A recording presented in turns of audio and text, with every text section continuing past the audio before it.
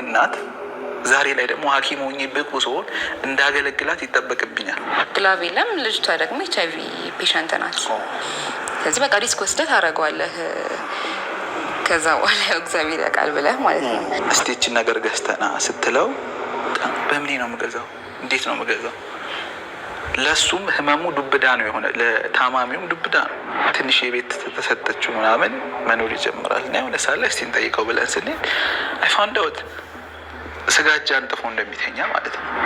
ከዛ ሁሉ ደስታ፣ ከዛ ሁሉ ፈንጠዝያ፣ ከዛ ሁሉ በጣም እናንተ ብቻም ሳይሆን የአካባቢ የጎረቤት የዘመድ ምናምን ደስታ፣ ከዛ ዶክተር ሰላምማ ትቼዋለሁ አለች። ጭራሽ ልፋት በቃ ከንቱ ልፋት ነው የምትሰንትን ለምን ሁላ ሕክምና ውስጥ ገባው ነው የሚለው። አሁን ከተማ ላይ ነርስ የቤት አገልጋይ እየሆነ ለአንተም ስትመጣ ደግሞ አንተ እንድትረዳው ነው አይደለ? ከኪሳ ወጥተህ እንዳትረዳው የምታውቀው ነገር ነው የጤና ባለሙያው ነገር። እና በቃ ያኔ ሙያውን እንድጠለው ያደርጋል። ወጥቻለሁ ማለት ለሚሸጥ ማለት ነው ያሰኛል አይደል? ምክንያቱም መኖር አቅቶታል ጤና ባለሙያው። እንደ ሻማ እየቀለጠ ነው ጤና ባለሙያው። በቃ እነ ዶክተር ሰይድ ፎቶቸውን አንስተው ቤታቸውን አውጥተው ሼር ሲያደርጉ በቃ የመረራቸው የሆነ ነገር ስላለ ነው። ታዲያ እነዚህ ሁሉ ዶክተሮች ተመርቀው ስራ ላይ መዋል ካልቻለ ጥያቄ ይህን ሊፈታ የሚችል አካል ጥያቄ ሆኖ አልተነሳበትም። አብዛኛው ችግር እኛ ዜና ሆኖ መቅረት ነው። በጣም እንግዲህ 30 እና 20 ዓመት የሰራ ሲኒየር ሐኪም ማለት ነው። ለብዙ ጀነሬሽን እውቀት ኢምፓርት ያደረገ ሰው ራሱን ማሳከም አቅቶት ብር ሲለመንለት ማለት ነው።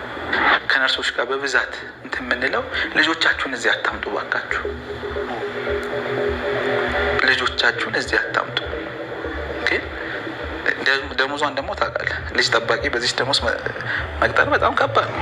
ኢትዮጵያ ውስጥ ካሉ የኢትዮጵያውያን ዶክተሮች ቁጥር ሲያትል እንግዲህ የአንድ ስቴት ናት አሜሪካ ውስጥ። እዛ ውስጥ ያሉ ኢትዮጵያውያን ዶክተሮች በቁጥር ይበዛሉ። እየተከፈለ ያለው በአንድ ሰዓት 37 ብር ነው። በአንድ ሰዓት 37 ብር ከ6 ሳንቲም ካልኩሌት የሚደረግል ለሐኪም። ስለዚህ ብክነት ማለት ይሄ ስራ ፈጠራ ሊሆን አይችልም። ገባህ አይደለ? ይሄኛውን ኢሜጅ እንዲረዳን ነው ህዝቡ የምንፈልገው። መንግስትም ይሄንን እንዲረዳን ነው የምንፈልገው። ሐኪም መሆን ማለት የሆነ ሌቨል ኦፍ ቅድስና አይደለም። ኦኬ ዲስማሽ ነው በቃ ይሄን ያህል ነው የተቸገር ነው ሐኪም ሆነ ስሙን ይዘ። ምክንያቱም ለህክምናው ለሰሪው ድምፅ መሆን ሲያቅት ወይም ደግሞ የሰሪውን ድምፅ መስማት ጥያቄ መመለስ ሲያቅት እየበደልከው ያለው ህዝቡ ነው። አንዳንዴ በሽታን ሳይሆን ድህነትን ነው እያከምን ያለ ነው። ቅድም አንተ እሷ ስራ አቆምኩ ስትል ዩድ ሾክድ በጣም አይደል? አብዛኛው ማህበረሰባችን ይደነግጣል። ለእኛ ግን አዲስ ነገር አይደለም። ሰው ህክምና መማር የለበትም በጭራሽ። የሆነ ነገር አድርገሃል ለመባል ዝም ብለህ አይደለም የምንፈልገው፣ ሆል ኦፕሬሽን ነው የምንፈልገው። እና በኋላ ያው ምንም ቢሆን ቻሌንጂንግ ነው ምናምን ተብሎ የሚወራው ነገር ምናምን ነበረ። ግን ይሄ በቃ አጋፈጧለሁ ብለህ ነው የምትገባው። ከዛ ግን ከሚባለውም በላይ በጣም ቻሌንጂንግ ነበረ ትምህርቱ። ሜንታሊም በጣም ዲማንዲንግ ነው፣ ፊዚካሊም ዲማንዲንግ ነው። በቃ ቤተሰብ ጋር የማይገኘው የሆነ ቤተሰብ አለን፣ ግን ጅማናት ነው የሚባለው። ስለዚህ ከብዙ ነገር ርቀህ ነው። ከዛ ትምህርቱም ደግሞ በጣም አተኛም፣ ታጠናለህ። ካላጠናህም ለምን አላጠናውም ብለህ ሌላ ራስን ወይ ትወቅሳለህ ነው ወይ ታጠናለህ ነው። እንደዛ ሁላ ሆኖ ደግሞ አትሊስት መጨረሻ ላይ እፎይ ማለት ኢንተርንሺፕ የሚባላል የመጨረሻ አመት ላይ 1 አመት ትሰራለህ። እዛ የተማርክበት ሆስፒታል ውስጥ ማለት ነው። ስለዚህ የዛኔ የምታየው ነገር በጣም ዲማንዲንግም ነው፣ ፊዚካሊ ሜንታሊም ነው የምልህ። በጣም ዲማንዲንግ ነው። ከዛ ደግሞ ይህንን ጨርሰው የወጡትንም ደግሞ ስታያቸው ደህና ኑሮ እየኖሩ አይደለም ያሉት።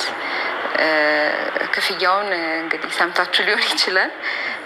በቅርቡ የነበረው 9,056 ብር ነው። ያንቺ ስንት ነበረ? ኢንተርንሺፕ ላይ 6,000 ብር ነው። ሀብት ነበር የዛኔ ስላልተመረኩም ያን ኤክስፔክቴሽን የለውም ምናምን። ሌላ ብዙ እንትኖች አልነበሩ።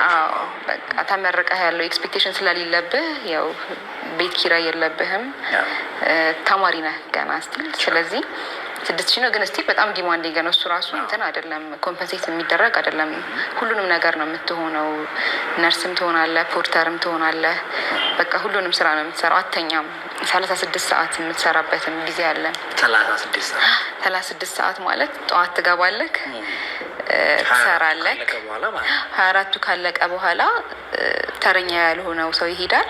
አንተ ብቻህን ደግሞ ሌሊቱን ታድራለህ ማለት ነው። ከዛ ደግሞ ነግቶም የሚቀረ ሞርኒንግ የሚባል ነገር አለ። ሞርኒንግ ታቀርባለህ ማለትም ሌሊት ያጋጠመ ፔሸንት ማለት እሱን ታቀርባለህ። ከዛ ደግሞ ወደ ቤት አትሄድም ይዘን። ከዛም በኋላ ደግሞ ትሰራለህ። ቤት ኪራይ ታዲያ ለምን ያስፈልጋቸዋል? እንደዛ ከዛ እሱም እንትን ብለህ ደግሞ ትሄዳለህ። ከዛ ቀጣይ ቀን ደግሞ እንደ ማንኛውም ሰው ትገባለህ።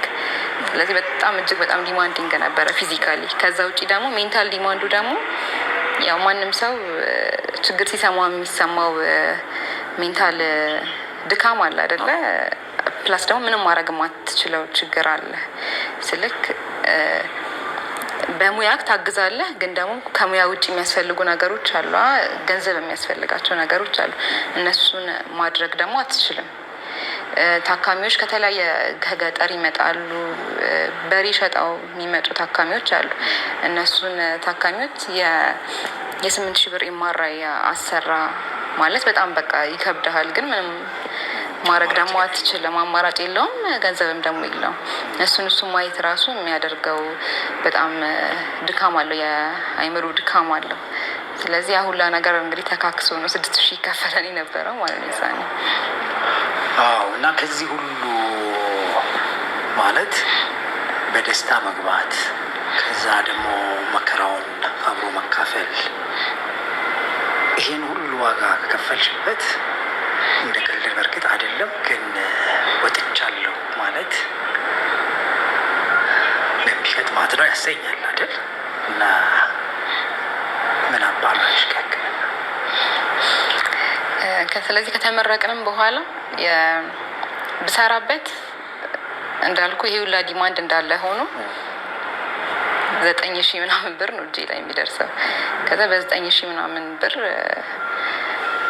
ኑሮ የተለየ ለዶክተር የቀለለ ኑሮ የለም። የቤት ኪራይ ያለበት ቤተሰብ የሚመሰርት አለ፣ ኦልሬዲ የመሰረተ ለልጆቹ የሚከፍለው የትምህርት ቤት አለ። ይሄ ሁላ ነገር አለ። ከዛ ደግሞ እንደሌላው ደግሞ አይደለም፣ ኤክስፔክቴሽንም አለበት። ዶክተር ሲሆን ቤተሰብ ያግዘኛል ብሎም ሊጠበቅ ይችላል። ዘመድ አዝማድ በቃ ዶክተር ሆናለች የሚልም ይኖራል አይደለም። ስለዚህ እሱን ደግሞ ማድረግ አልችልም በሕክምና እንትን ያ ሁላ ዲማንድ ኖሮት ማለት ነው። ከዛ ውጭ ደግሞ ሪስክም አለው። ስትሰራ ለብዙ ነገር ትጋለጣለህ። ለቲቪ ትጋለጣለህ፣ ለኤችአይቪ ትጋለጣለህ። እሱን ደግሞ መከላከያ ነገር የለም ስትሰራ። ታካሚው ነው የሚገዛው። እሱ ታካሚው ደግሞ መግዛት አይችልም፣ አታስገድደውም። ሌላው ስራ ሰርተ የምታገኘው ይሻላል ማለት ነው። ለምሳሌ አንድ ማረሳው እንደዚህ ከሪስክ ምልህ ማረሳው ብዙ ሰው የሚሰራው ከሐኪሙም ክፍያ አንጻር ሳይሆን ሆስፒታሉ በቃ ባዶ ነው እና ሳመዛዝነው አይሆንም እና አለዛ ነው ማከሙን የተውኩት። እንደው የኔን ጉዳይ ትቼ እንኳን ማህበረሰብ ላገልግል ቢባል ያለው ፋሲሊቲ ሪስክም እንደውም ሰምቻለሁኝ። ምን ያህል ጊዜ እንደሆነ በእውነት በውል አላስታውሰውም፣ ግን አሁን ባልቻቸው አይነት ምክንያቶች ራሳቸው በእንዲህ አይነት መንገድ ለሌላ ህመም የተጋለጡ ዶክተሮች እንዳሉ ሰምቼም አንብቤም አውቃለሁ። እና ቀላል አይደለም። ዶክተር ወደ አንተ ልምጣ። የዚህ እንግዲህ የህክምናው ዓለም በጣም ሰፊ ነው። አንተ ደግሞ የህክምና አይነት ጠቅላላ ሐኪም ነበር። ከዛ የመጀመሪያ ስትመደብ ጊኒር ተመደብክ። ከዛ ጥቂት እስቲ ንገረን። እና የምታክመው ደንበኛ ወይም ደግሞ አገልግሎት ፈልጎ አንተ ጋር የሚመጣ ሰው ችግር ከአቅም በላይ ሆኖበት ነው የሚመጣው። መፍትሄ ፈልጎ ነው የሚመጣው። ገባህ አይደለ? ህመም ደግሞ ማስታገስ በጣም ይከብዳል። አይተው ከሆነ እና አንድ አባት ልጁ ታማበት፣ አንድ እናት ልጇ ታሞባት፣ ወይም አንድ ሰው ሚስቱ እንትን ደርሶባት አደጋ ደርሶባት ሲመጣ የሚያየው ሐኪም ጋር ማምጣቱን ነው። ገባህ አይደለ? አሁን ወደ ታች ስትሄድ ችግራችን በጣም ውስብስብ ነው። ስፔሻሊ ኢኮኖሚካል ህዝቡ ላይ ያለው ችግር በጣም ከባድ ነው። ምክንያቱም እዛ ያለውን ጤና ባለሙያ አሁን እንዳልኩ ሐኪሞች በጣም ጥቂት ናቸው ያሉት። አብዛኛው ነርስ፣ ላብራቶሪ ሰራተኛ ነው። እሱም በችግር ውስጥ ያለ ነው። አዋጣ እንዳትለው። ገባህ አይደለ? እና ችግርና ችግር ነው በቃ አንድ ላይ ይገናኝና ምንም መፍትሄ ለመስጠት በቃ አዳጋች ያደርግብሃል።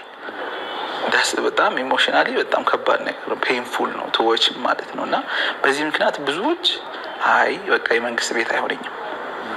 ገባህ? አትሊስት መንግስት ቤት ላይ በጣም የተቸገረ አካል ነው ያለው። ወደ ፕራይቬት ውስጥ ደግሞ ትንሽ ፕሪፔርድ ሆኖ የሚመጣ አካል ነው ያለው። የተሻለ ነው። የከተማ ሰው ትንሽ ሄልዝ ሲኪንግ ቢሄቨሩ የተሻለ ነው። ገባህ አይደለ? ከሚሰራው ድንገተኛ ህመም ቢያጋጥመኝስ ብሎ ሴቭ የሚያደርገው የሚቆጥበዋል። የገጠሩ ማህበረሰባችን ግን እንደዛ አይደል። አሁን ላይ ታንክፉሊ የተወሰነ ኢንሹራንስ አዌርነስ እየመጣ ነው። የተወሰነ ነገሮችን እየቀረፈ ነው። ግን እሱም በቂ አይደለም። አሁንም ችግሩ አለ እና እንደዚህ አይነት ነገሮች በጣም እንድጣሉ ያደርጋል። ሁለተኛው ደግሞ የራስህም ችግር፣ የጎረቤትህም ችግር፣ የጓደኛ ችግር።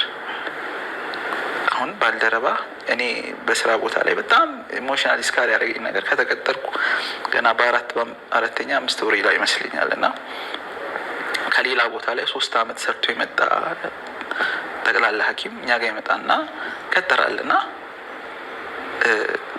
ሰርቷል፣ አገልግሏል።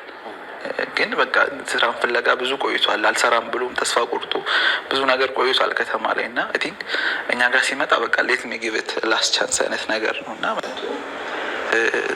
ትንሽ የቤት ተሰጠችው ምናምን መኖር ይጀምራል እና የሆነ ሳለ እስቲ እንጠይቀው ብለን ስንል አይ ፋውንድ አውት ስጋጃ አንጥፎ እንደሚተኛ ማለት ነው። ኢማጂን ሃው ማች ማለት በጣም ነው የደነገጥ ነው። ምክንያቱም ፍራሽ እንኳን ማለት ነው እና አስደነገጠን። ኦኬ ዲስ ማች ነው በቃ ይሄን ያህል ነው የተቸገር ነው። ሐኪም ሆነ ስሙን ይዘን የሚገርምህ ደግሞ ምን አይነት መልካም ልጅ እንደሆነ በቃ ያለውን ነገር ለሰው ከመስጠት የማይሳሳ በጣም ትሁት የሆነ ሐኪም በጣም ታታሪ የሆነ ሐኪም ነው እንግዲህ እንደዚህ የሚሆነው እና የኔንም ህይወት ብትጠይቀኝ እንዴት ሴት ላደረክ ብትለኝ በቃ የኔ ምናልባት እንደውም የተሻለ የሆነው ስራ የገባሁት ወዲያውኑ እንደተመረኩ ስለሆነ ምናምን በቃ እቺ ከግራጁዌሽን ምናምን ታገኛታለች አይደል? በሷ እንትን አልክ እንጂ ምክንያቱም ደሞዝ የሚከፈል 1 ወር ከሰራ በኋላ ነው። ኢማጂን እዛ ሴትል ማድረግ እንኳን የሚሰጥ ቦነስ የለም። ጥያቄ እየገባ ነው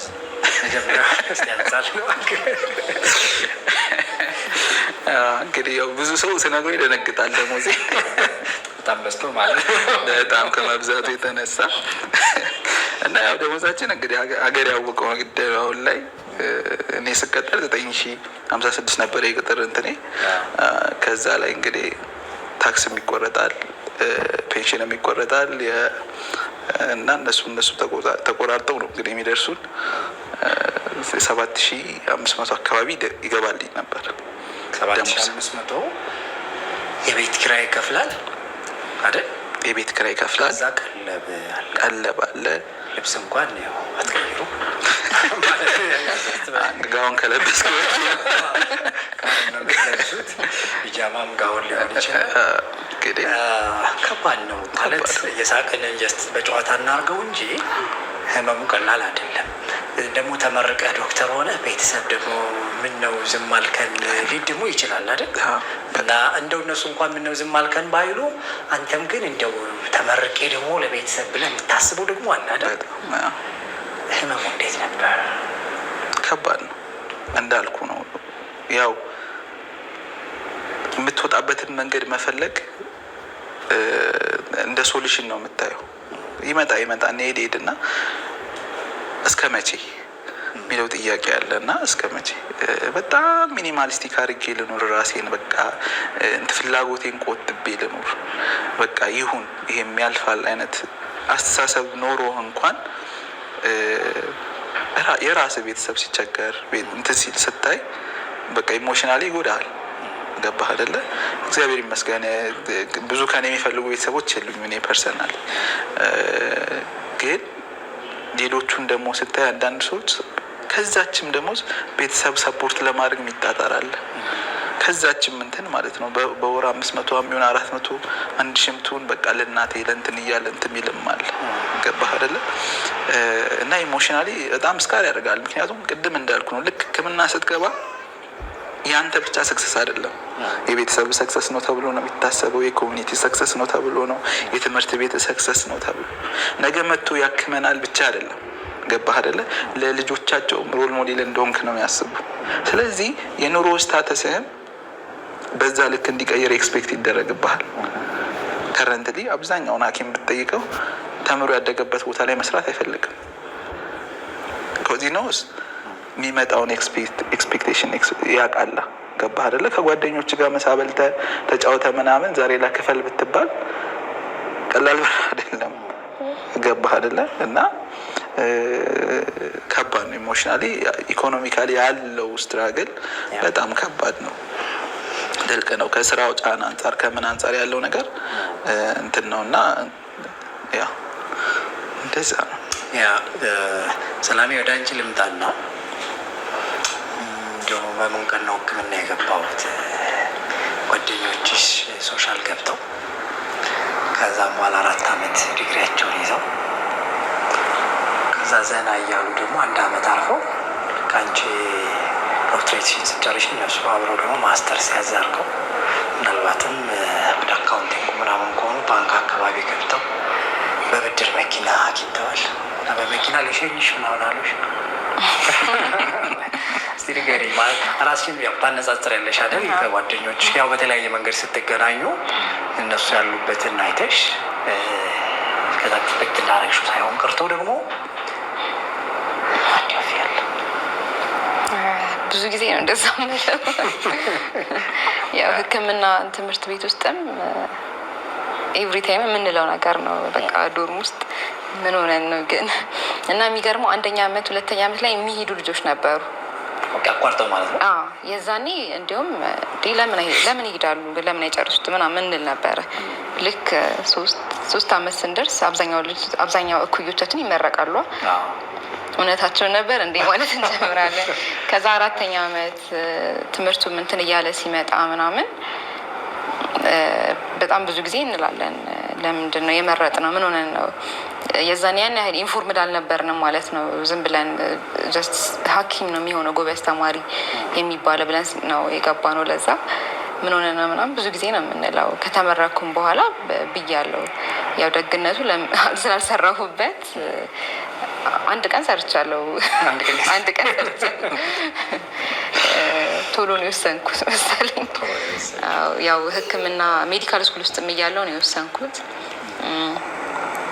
ከዛ በኋላ ግን ያው ትላለህ ይሄኔ የ3 ዓመት ትምህርት ወይም የ4 ዓመት ትምህርት ተምሬ ቢሆን ኖሮ ፕላስ ደግሞ አብዛኛው ጎበዝ ተማሪ ነው የሚገባው። ሌላ ትምህርትም ቢማር አሪፍ እንትን ላይ ይሆናል አይደለም። ስለዚህ እሱ ቆጭቶኝ ያውቃል በጣም ብዙ ጊዜ። ብዙ ሰው ሼር የሚያደርገው ነገር ይመስለኛል። በተለይ ሕክምና ውስጥ ያለ ሰው በጣም ሼር ያደርገዋል ይሄን ነገር። ጓደኞችሽስ ቅድም መግቢያችን ላይ ያንቺን ታሪክ ነው ያነሳ ነው እና በምን ምክንያት ተው ነው ይላሉ? አብዛኛው በተመሳሳይ ሪዘን ነው። ምንም በቃ ኮምፐንሴት ኢነፍሊ ኮምፐንሴት አይደለንም ነው የብዙ ጓደኞች እንትን ልፋታችንን ያህላል። በቃ ልፋት በቃ ከንቱ ልፋት ነው የብዙ ሰው እንትን ለምን ሁላ ሕክምና ውስጥ ገባው ነው የሚለው። ስለዚህ ከዚህ በኋላ ስቃይን ማራዘም ነው የሚለው። አብዛኞቹ ወደ ሌላ ሙያ ምናምን ሄደዋል። ጸጉር ቤት የከፈቱ አሉ። አንዳንድ ቲክቶክ ላይ ማየታችሁ ከሆነ አንዳንድ ዶክተሮች ሜካፕ አርቲስት አይደለ ሜካፕ አርቲስት የሆኑ አሉ። ምክንያቱም ያን ያህል ዲማንዲንግ ያልሆኑ ዲማንዲንግ ስል ሁሉም ስራ ያው ዲማንዲንግ ነው፣ ግን ይሄ ሜንታሊ ዲማንዲንግ እና የሰውን ህይወት ማዳን ሆኖ ግን ያን ያህል ኮምፒቲሽን የሌለው ከዛ አነጻጽረው የተለያየ ስራ ውስጥ ይገቡ አሉ። ያሉትም ነገሮች ይለወጣሉ በሚል ተስፋ ነው እንጂ ደስተኛ ሆኖ እያከመ ደስተኛ ሆኖ እየሰራ ያለ የጤና ባለሙያ የለም። አሁን ሁሉም የተሻለ ኦፖርቹኒቲ ነው እየፈለገ ያለው። ዩኤስኤምኤል መፈተን የሚችል ወይም ዩኤስኤምኤል ማለት የውጭ ሄደው ማከም እንደዛ ለማድረግ ፈተና አለ። ያው በጣም ብዙ ነው የሚከፈለው። እሱ ማድረግ የቻለ ወይም እሱን ለማድረግ የተለያየ መስዋዕትነት ከፍሎ ወደዛ ለመሄድ ነው የሚያስበው፣ ወይም ሌሎች ስራዎችን ነው ለመስራት የሚያስበው። ለዛ የኔን ጓደኞች እንደዛ ናቸው። ልክ እንደኔ ነው አብዛኞቹ።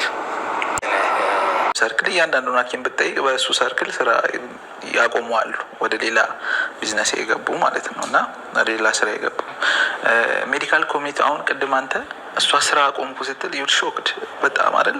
አብዛኛው ማህበረሰባችን ይደነግጣል። ለእኛ ግን አዲስ ነገር አይደለም። አዲስ ነገሩ አሁን ላይ እንደ ሜዲካል ኮሚኒቲ ተመርቆ ሕክምና ልስራ የሚለው ሰው ነው ጥያቄ ውስጥ እየገባ ያለው። ምን አስበ ነው? ተገላቢጦሽ ማለት ነው። ላይክ 7 ዓመት እዛ ላይ ለፍተህ እንትን ብለህ ከአንተ በፊት ያሉት የሚከፈላቸውን እያየ ሄደው የሚሰሩበት ቦታ እያየ ጭንቅላት ለተሻለ ነገር አትጠቀመውም ወይ ነው ኩዌሽን። አሁን ላይ ገባህ አይደለ? ሪቨርስድ ሆኗል። አሁን እየሰራ ያለው ባለሙያ ይሄን ሁሉ ሰብሮ ነው እየሰራ ያለው። ነው አይ ሃቭ ቱ መስራት ተምር ያለው እና ፕራክቲስ ማድረግ አለብኝ ብሎ ነው እየሰራ ያለው። ገባህ አይደለ? እንደዚህም ሆኖ አሁን ላይ ጥያቄውን እያሰማ ነው፣ ጩኸቱን እያሰማ ነው። ዲስ ኢዝ ክሪቲካል ፖይንት ላይ ደርሰናል፣ አሁን ላይ መልስ ያስፈልገናል እያለ ነው። ገባህ ጥያቄ እና ማህበረሰቡ ሾክድ ይሆናል እንደዚህ ሲሆን። አሁን ለሚገርም ሆስተስ ለመሆን ሕክምናን ያቆሙ ጉድ ቲንግ ሆስተስ መሆን ግን 7 ዓመት ተምረ ሕክምናን አልፈ ደግሞ ሆስተስ መሆን አያስኬድም። ቅድም ልክ እንዳልከው ማለት ነው። አንድን ሰው 7 ዓመት አስተምሮ ሐኪም ለማድረግ ከአገሪቱ ከኢኮኖሚ ያወጣችሁ ገንዘብ አለ። በእውቀት ደረጃ ይህንን ሐኪም ለማድረግ ብዙ ፕሮፌሰሮች፣ ብዙ ሲኒየሮች ኢንቨስት አድርገውበታል። ብዙ ሐኪሞች ጊዜያቸውን፣ ኤነርጂያቸውን ሊቭዳት ብዙ ፔሸንቶች መስዋዕት ሆነዋል። ብዙ ፔሸንቶች ምክንያቱም ሕክምና እያከምክ የምታየው ነው፣ እየተማርክ እንትን የምትለው ነው። ገባህ አይደለ? ስለዚህ ዜር ኢዝ ኢሞሽናል ሪስፖንሲቢሊቲም አለብህ። እኔ ትላንትና ላይ ስማር አንዲት እናት ሳዋልድ ፔኗን ምኗን አይቼ ነው። ገባህ አይደለ? ስማርባት የፈቀደችልኝ እናት ዛሬ ላይ ደግሞ ሐኪም ሆኜ ብቁ ስሆን እንዳገለግላት ይጠበቅብኛል። ይሄ ሪስፖንሲቢሊቲ አለብኝ። ይሄንን ከማድረግም ነው እየታገደ ያለው ሐኪሙ። ስለዚህ በሌላ ስራም ቢገባ ፈልጎት አይደለም። በቃ የነገሩን ምን ያህል መዝቀጥ ነው ያሳየ። ገባህ አይደለ? በቃ ምንም ሶሉሽን እየታየው አይደለም ማለት ነው ባለሙያው። ሴም ቲንግ አሁን አንድ ነርስ ቅድም እንዳልኩ ነው ሲመረቅ ይህን ያህል ህዝብ ያገለግላል ብሎ ነው መንግስት የሚያስመርቀው አይደለ? ከረንት ልይ የሆነ ያለው አሁን ከተማ ላይ ነርስ የቤት አገልጋይ እየሆነ ነው። ቱ ዳት ፖይንት ላይክ አይ ዊል ፔይ ዩ ዲስ ማች፣ እናቴ እንደዚህ ናት፣ ይሄን እንትን በልልኝ፣ ተከታተልልኝ፣ ጤናዋን ተከታተልልኝ፣ እንትኗን እንትን በልልኝ። ዴር አባንደኒንግ 10 ዓመት እና 5 ዓመት ያገለገሉ ነርሶች የተከበረ ሆስፒታል ለቀው ወደዚህ ሙያ እየገቡ ነው። ገባህ አይደለ? ዲስ ኢዝ ለሀገር በጣም ትልቅ ኪሳራ ነው። ምክንያቱም ከኤክስፒሪየንስ የምታገኘው ትልቅ ደግሞ እንትን አለ። አሁን ኤክስፒሪየንስ ስናወራ በሌሎች ሙያዎች ላይም በሕክምና ላይም ብትመጣ ኤክስፒሪየንስ ትልቅ ነገር ነው። አንድ ቀን ካንተ አብልጦ የሰራ ሰው ብዙ ነገር እንደሚያውቅ ነው የምታስበው። የአንድ ቀን ሲኒየርህ ማለት ነው። ከረንት ግን እየሆነ ያለው አገር ውስጥ 10-20 ዓመት የሰሩ ሲኒየሮች አገር ለቀው እየሄዱ ነው። የተሻለ ኦፖርቹኒቲ ፍለጋ፣ የተሻለ ሲስተም ፍለጋ፣ ፋሲሊቲ ያለበት ቦታ እየሄዱ ነው። ይሄ እንደ ሀገር ጥያቄ ሊያስነሳ ይገባል። ህዝቡ ጥያቄ ሊያነሳ ይገባል። እውነት መሰጠት ያለበት ትኩረት ለጤናው ዘርፍ ተሰጥቷል የሚለውን ጥያቄ ይሄንን ነው የሕክምና ባለሙያው እያነሳ ያለው። ምክንያቱም ለሕክምናው ለሰሪው ድምፅ መሆን ሲያቅት ወይም ደግሞ የሰሪውን ድምፅ ጥያቄ መመለስ ሲያቅት እየበደልከው ያለው ህዝቡን ነው። ምክንያቱም ይሄ ሰው ነውና ለራሱ በሚሆን መንገድ ሶሉሽኖችን ማበጃጀት ይጀምራል። ልክ እንዳውራ ነው የሚችለው ሙያውን ትቶ ሌላ ነገር ይሰራል። ሌላው ደግሞ የተሻለ ጎረቤት ሀገር፣ የተሻለ ውጭ ሀገር፣ የተሻለ እድል ይፈልጋል። ሰው ነዋ። ገባህ አይደለ? ነገ ትናንትና ሐኪም ሆናለሁ ስትል የታመሙት እረዳለሁ ነው አንድ ጎል። ሁለተኛ ግን እኔም የተሻለ ኑሮ እኖራለሁ። ገባህ አይደለ? ማለት ኢትስናት ይሄ ሳማሪታን እንትን አይደለም። ራስን ሳክሪፋይስ አድርገ የራስን ዌል ቢንግ ጥያቄ ውስጥ አስገብተ የምትሰራበት ፊልድ መሆን የለበትም። እንደዛ ምሳሌ የለበትም። ግን ያኛው መመለስ ሲያቅተው፣ የኢኮኖሚካል ጥያቄ የዳቦ ጥያቄ መመለስ ሲያቅተው ሰው በልቶ ማደር አለበት። ባለሙያውም ሰው ነውና ይታመምማል፣ ገባህ? ይደክማል። ስለዚህ የተሻለ ኦፖርቹኒቲ እየፈለገ ነው ያለው። ስለዚህ ሾክድ የሚያደርግ ነገር አይደለም። ህዝቡ እንደው ሐኪም ሆኖ እንዴት እንደዚህ ያደርጋል ይገረማል። በሜዲካል ኮሚኒቲ ውስጥ እንትን ስትል ግን ኢትስ ኖርማል። በቃ ለአንቺ መፍትሄ መስጠት አለበት ማበጀት አለበት ብለን እናምናለን እንግዲህ